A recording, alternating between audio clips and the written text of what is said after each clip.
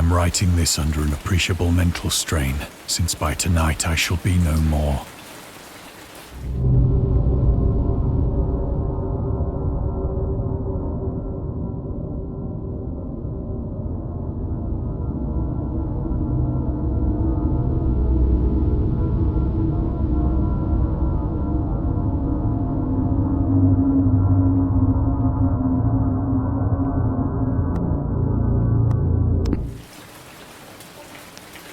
Penniless, and at the end of my supply of the drug which alone makes life endurable, I can bear the torture no longer, and shall cast myself from this garret window into the squalid street below. Do not think from my slavery to morphine that I am a weakling or a degenerate. When you have read these hastily scrawled pages, you may guess, though never fully realize, why it is that I must have forgetfulness or death.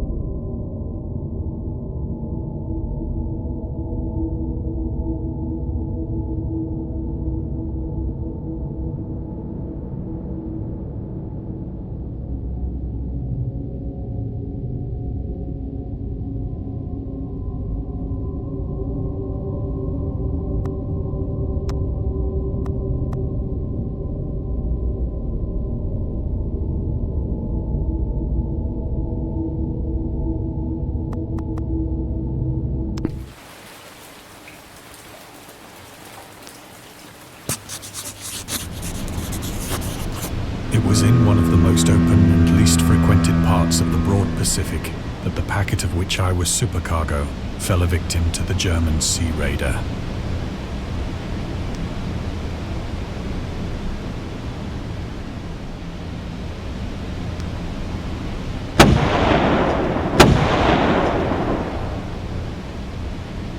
The Great War was then at its very beginning, and the ocean forces of the Hun had not completely sunk to their later degradation, so that our vessel was made a legitimate prize, whilst we of her crew were treated with all the fairness and consideration due us as naval prisoners.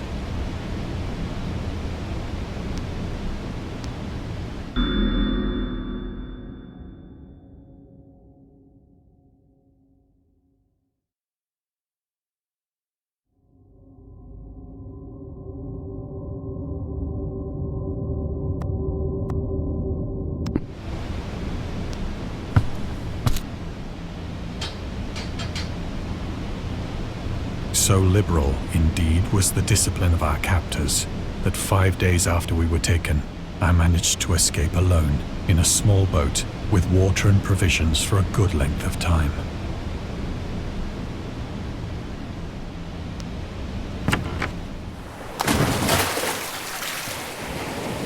When I finally found myself adrift and free, I had but little idea of my surroundings. Never a competent navigator, I could only guess vaguely by the sun and stars that I was somewhat south of the equator.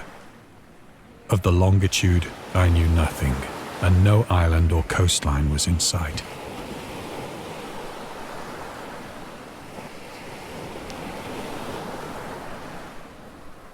The weather kept fair, and for uncounted days I drifted aimlessly beneath the scorching sun, waiting either for some passing ship or to be cast on the shores of some habitable land.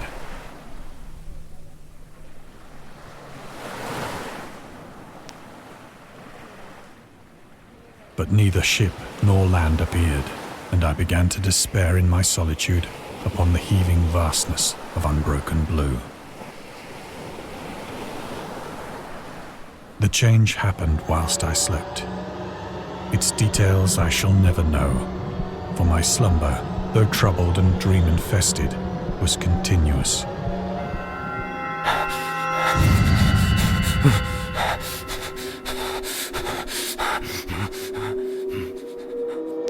When at last I awoke, It was to discover myself half sucked into a slimy expanse of hellish black mire, which extended about me in monotonous undulations as far as I could see, and in which my boat lay grounded some distance away. Though one might well imagine that my first sensation would be of wonder at so prodigious and unexpected a transformation of scenery, I was in reality more horrified than astonished. For there was in the air and in the rotting soil a sinister quality which chilled me to the very core. The region was putrid with the carcasses of decaying fish and of other less describable things which I saw protruding from the nasty mud of the unending plain. Perhaps I should not hope to convey in mere words the unutterable hideousness that can dwell in absolute silence and barren immensity. There was nothing within hearing and nothing in sight save a vast reach of black slime. Yet the very completeness of the stillness and the homogeneity of the landscape oppressed me with a nauseating fear. The sun was blazing down from a sky which seemed to me almost black in its cloudless cruelty, as though reflecting the inky marsh beneath my feet.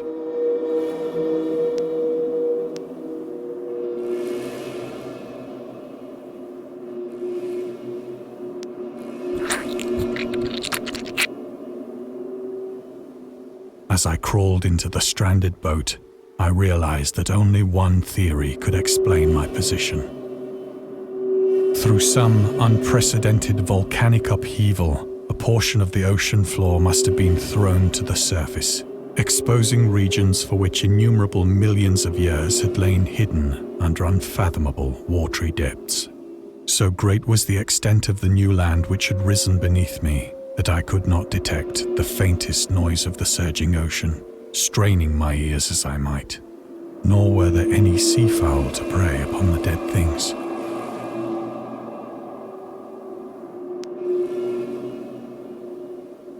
For several hours I sat thinking or brooding in the boat, which lay upon its side and afforded a slight shade as the sun moved across the heavens.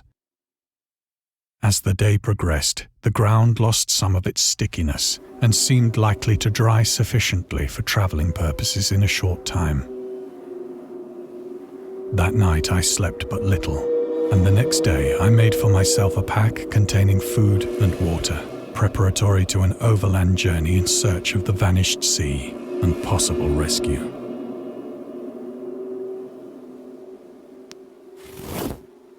On the third morning, I found the soil dry enough to walk upon with ease.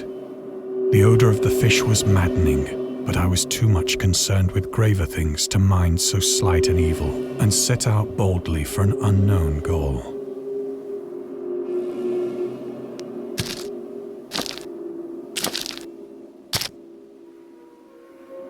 All day I forged steadily westward, guided by a faraway hummock which rose higher than any other elevation on the rolling desert.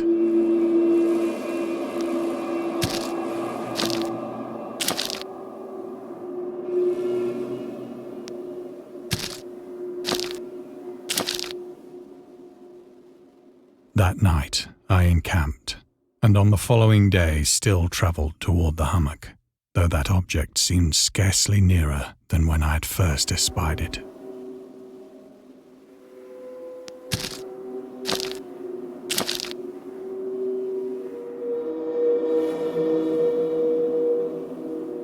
By the fourth evening, I attained the base of the mound, which turned out to be much higher than it had appeared from a distance, an intervening valley setting it out in sharper relief from the general surface. Too weary to ascend, I slept in the shadow of the hill. I know not why my dreams were so wild that night, but ere the waning and fantastically gibbous moon had risen far above the eastern plain, I was awake in a cold perspiration, determined to sleep no more. Such visions as I had experienced were too much for me to endure again. And in the glow of the moon I saw how unwise I had been to travel by day. Without the glare of the parching sun, my journey would have cost me less energy. Indeed, I now felt quite able to perform the ascent which had deterred me at sunset. Picking up my pack, I started for the crest of the eminence.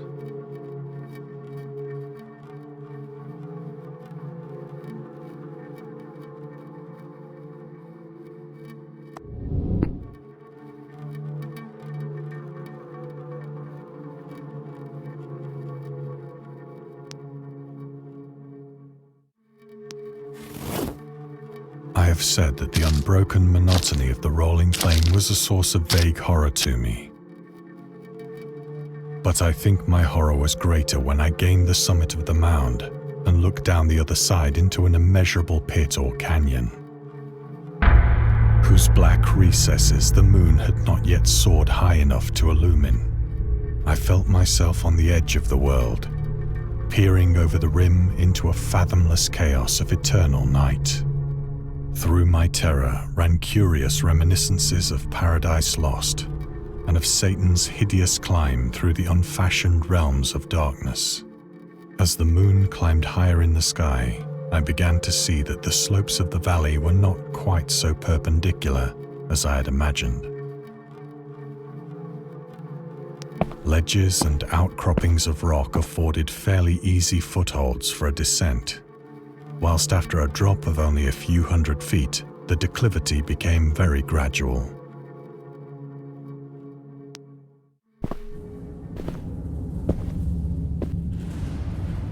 Urged on by an impulse which I cannot definitely analyze, I scrambled with difficulty down the rocks and stood on the gentler slope beneath, gazing into the Stygian deeps, where no light had yet. All at once, my attention was captured by a vast and singular object on the opposite slope, which rose steeply about 100 yards ahead of me. An object that gleamed whitely in the newly bestowed rays of the ascending moon.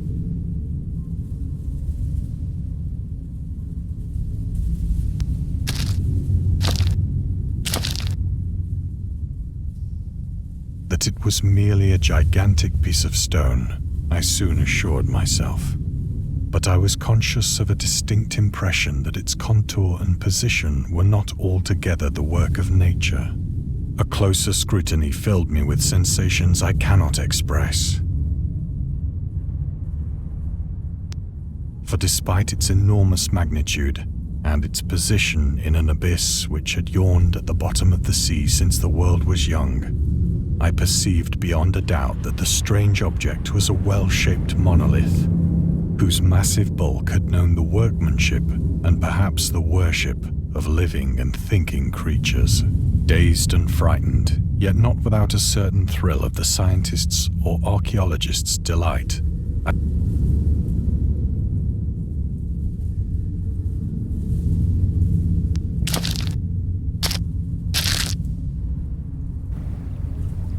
the moon, now near the zenith, shone weirdly and vividly above the towering steeps that hemmed in the chasm, and revealed the fact that a far-flung body of water flowed at the bottom, winding out of sight in both directions and almost lapping my feet as I stood on the slope. Across the chasm, the wavelets washed the base of the cyclopean monolith, on whose surface I could now trace both inscriptions and crude sculptures.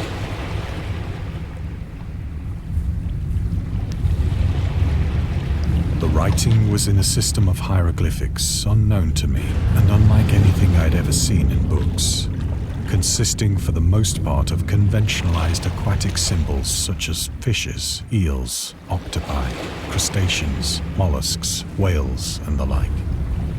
Several characters obviously represented marine things which are unknown to the modern world, but whose decomposing forms I had observed on the ocean-risen plain.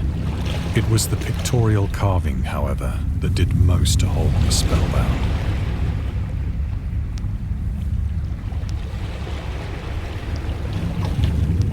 Plainly visible across the intervening water on account of their enormous size were an array of bas-reliefs whose subjects would have excited the envy of a Doré. I think that these things were supposed to depict men, at least a certain sort of men.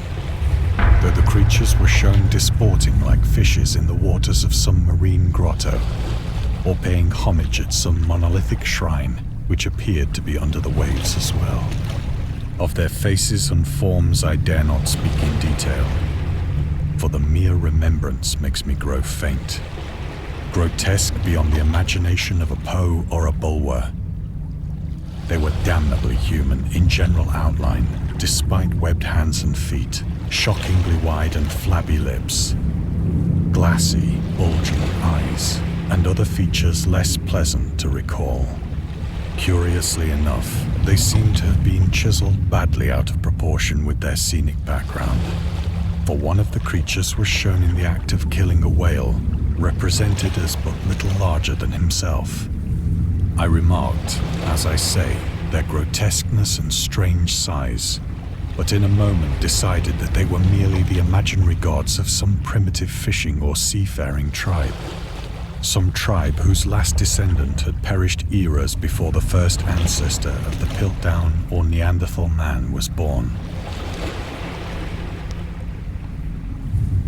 Awestruck at this unexpected glimpse into a past beyond the conception of the most daring anthropologist, I stood musing whilst the moon cast queer reflections on the silent channel before me. Then, suddenly, I saw it. With only a slight churning to mark its rise to the surface, the thing slid into view above the dark waters. Polyphemus-like and loathsome, it darted like a stupendous monster of nightmares to the monolith, about which it flung its gigantic scaly arms, the while it bowed its hideous head and gave vent to certain measured sounds. I think I went mad then. Of my frantic ascent of the slope and cliff, and of my delirious journey back to the stranded boat, I remember little.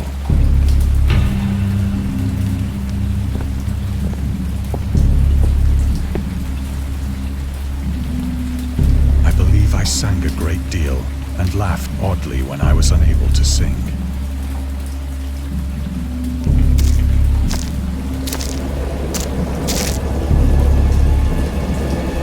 I have indistinct recollections of a great storm sometime after I reached the boat. At any rate, I know that I heard pearls of thunder and other tones which nature utters only in her wildest moods.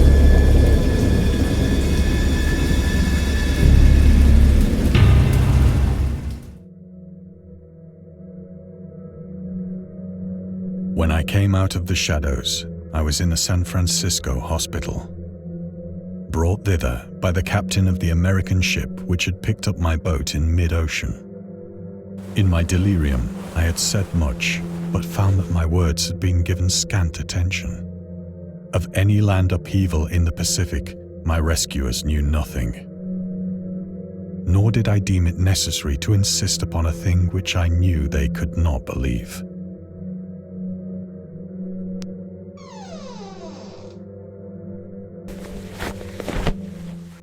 Once I sought out a celebrated ethnologist and amused him with peculiar questions regarding the ancient Philistine legend of Dagon.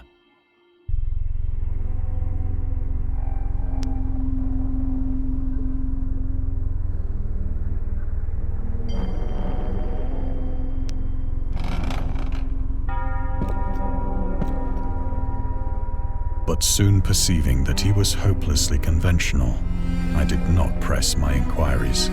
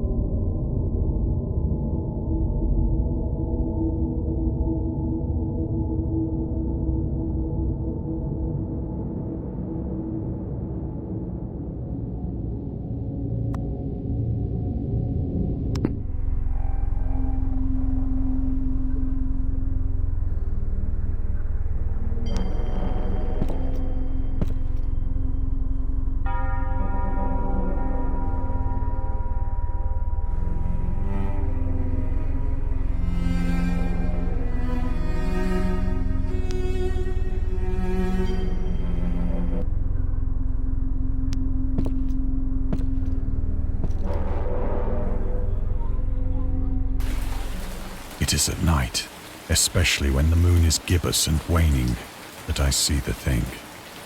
I tried morphine, but the drug has given only transient surcease and has drawn me into its clutches as a hopeless slave. So now I am to end it all, having written a full account for the information or the contemptuous amusement of my fellow men.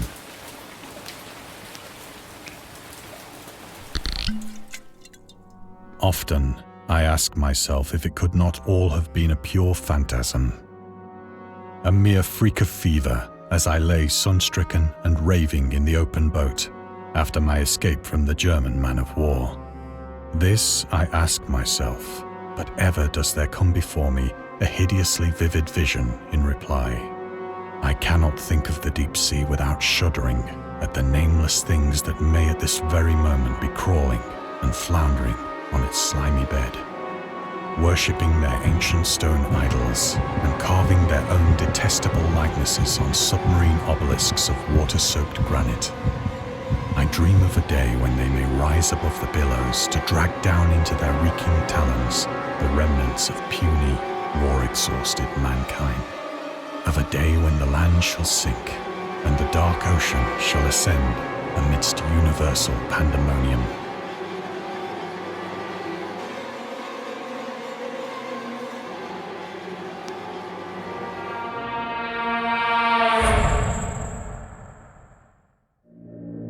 The end is near.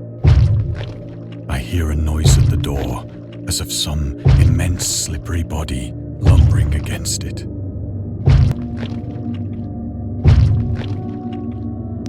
It shall not find me.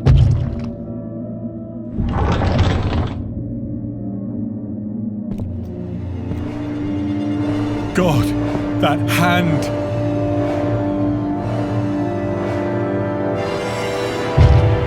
The window! The window!